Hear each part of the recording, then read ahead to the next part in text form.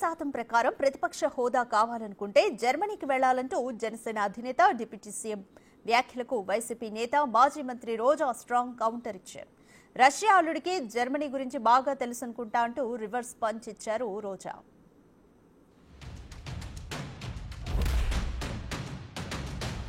ఈ 5 సంవత్సరాల్లో మీరు ప్రతిపక్ష హోదా మీకు రాదు. అది మీరు మెంటల్గా ప్రిపేర్ అయిపోండి. 11 సీట్లతోటి మీకు ప్రతిపక్ష హోదా ఇవ్వబడదు, రాదు. ఎందుకంటే ఇట్ ఈస్ చంద్రబాబు గారు, గౌరవ ముఖ్యమంత్రి చంద్రబాబు గారు డిసైడ్ చేసేది కాదు, జనసేన డిసైడ్ చేసేది కాదు. దానికి రూల్స్ ఉన్నాయి, దానికి రెగ్యులేషన్స్ ఉన్నాయి, నామ్స్ ఉన్నాయి.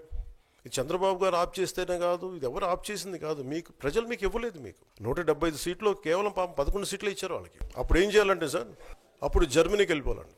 ఇప్పుడు జర్మనీలో ఏంటంటేనండి 25% వచ్చిన హైయెస్ట్ పర్సంటేజ్ ఆఫ్ వచ్చిన ఓటుకి ఇన్ని ఎంపీస్, ఇంత అసెంబ్లీ స్థానాలు ఉంటాయి వాళ్ళకి. 5% మించి తక్కువ వస్తే 5% ఓట్లు మిగతా వాళ్ళు పంచుకుంటారు. మనకు అలాంటి బెనిఫిట్ మనకి లేదు కాబట్టి మన రాజ్యాంగంలో లేదు. వాళ్ళు మంకుపట్టు పడితే they are free to go to Germany.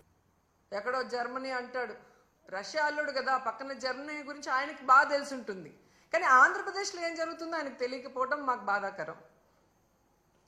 నేను హైయెస్ట్ సీట్స్ గెలుచుకున్నాను కాబట్టి అసలు ప్రతిపక్ష హోదా నాకుండాలి అన్నాడు. సంతోషం.